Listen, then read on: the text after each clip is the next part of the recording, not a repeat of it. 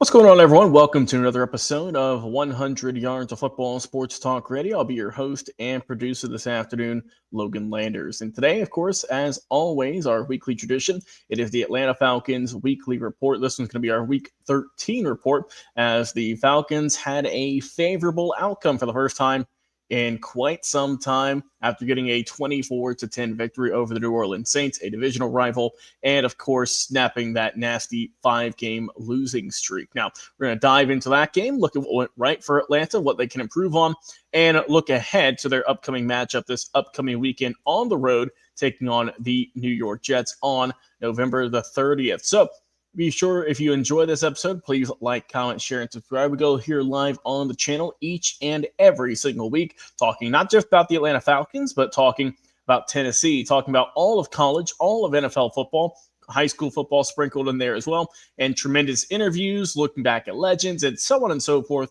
Best way you can look at all of our content is follow us on Facebook, follow us on YouTube. We go live there each and every single week. And you can also go and download our podcast. Just type in 100 Yards of Football, whether you're on Spotify, Apple Podcasts, or any other platforms that you use to download and listen to podcasts. You can find us over there as well. Once again, thank you to the Believe Podcast Network for hooking us up and helping us out and spread the word about what we do here on the channel. Now, let's talk about the Falcons and their 24-10 victory over the New Orleans Saints. As we know, Michael Penix Jr. done for the year. In steps Kirk Cousins, 16 of 23 for just under 200 yards, 2 touchdowns, and 1 interception, sacked 3 times. Overall, solid day.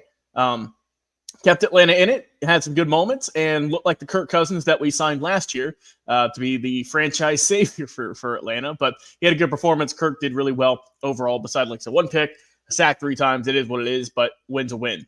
Bijan Robinson, solid day, 14 carries for 70 yards, average 5 yards a pop. And Tyler Algier, the backup running back, 12 carries for 44. Now, as we also know, Drake London out for this game, considered week to week. Hopefully he will be back for New York, not sure yet. But Darnell Mooney had a big day, 3 catches for 74 yards. As we know, had the big touchdown there.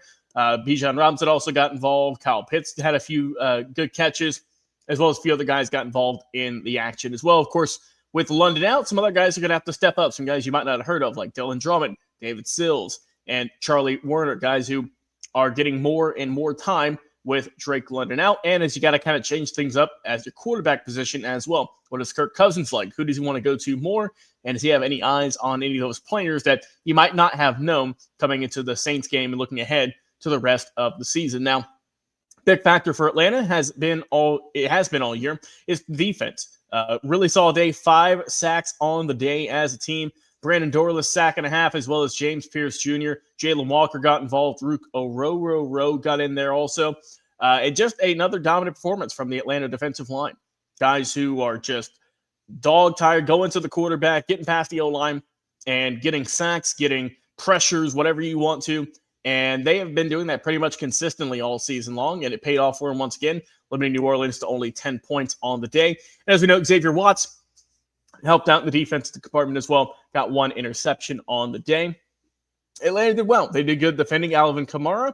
As you know, the running back only had 3 carries. Tyler Shugg, 7 carries for 22. Devin Mills, 7 carries for 18.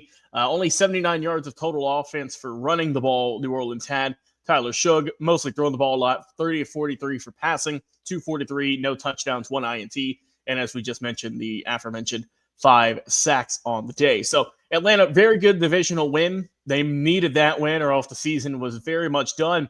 And before we talk about the Jets preview, guys, believe it or not, the Falcons are seemingly still in the race for the NFC South. This comes off the heels, of course, of the Carolina Panthers losing on Monday Night Football, who are now 6-6 on the year, still ahead of Atlanta in the division. And the current leader in the NFC South, the Tampa Bay Buccaneers, are 6-5, lost 3 games in a row. And we know Baker Mayfield is banged up. He isn't going to be out for too long, it appears, but he is still hurt. And for Atlanta, they've already dealt with their share of injuries. So hopefully they can still find that small window to push through and, who knows, make a miraculous comeback to end the season and on a high note. So yes, they are still 4-7. It's not where you want to be, but you're still not dead in the water, I would say, quite yet at this point in time.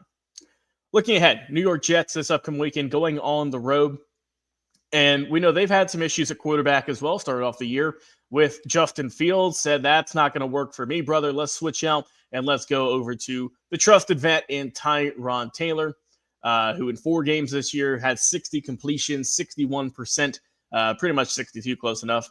600 yards, 4 touchdowns, 4 picks, 12 sacks. We know the O-line is rough, but the important for this, though, Garrett Wilson, still a little banged up, has the knee injury.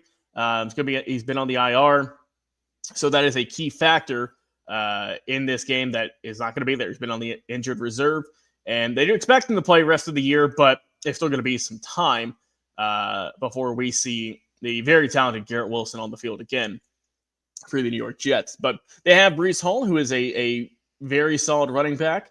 Averages 4.6 yards per carry. Also can get it done in the receiving game as well. He's their second top receiver.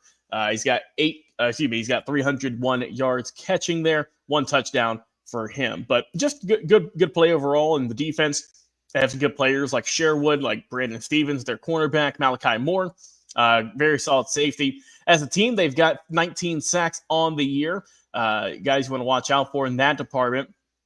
Who guys like Quincy Williams, linebacker, has 2.5. Jermaine Johnson, linebacker, with 3. And, of course, you can't forget Will McDonald, who's got 7 on the season. He has just been a monster at that position all season long, and they're going to hope to continue against Atlanta this upcoming weekend. But I think for this game, the Jets have struggled here in pretty much all season. Like I said, 2-9 record is not ideal. The Falcons slightly better at 4-7, but I do think the Falcons have better talent on the field on both sides of the ball, and that will give them the win, I believe, this upcoming Sunday in New York for the win. So that's my thoughts. I'll go with a 7-point difference for this ball game. I still don't know how the Falcons are 100%, and so I will have it be kind of close, but I'll go final score with 21-14 in favor of the Atlanta Falcons. Pick up the win after Thanksgiving. We hope you all have a tremendous Thanksgiving this week. Enjoy the times with your friends, your family, your loved ones, whoever you're out with, and of course, be sure to go and watch some football, as you all are going to do. Either it's in the background or you are watching it, to avoid any confrontation, or maybe the food's not great, who knows. But hope you all enjoy your Thanksgiving with your friends, family, loved ones, and we thank you all for watching our content here each and every single week. Until next week on the Atlanta Falcons Weekly Report, I've been Logan Landers with 100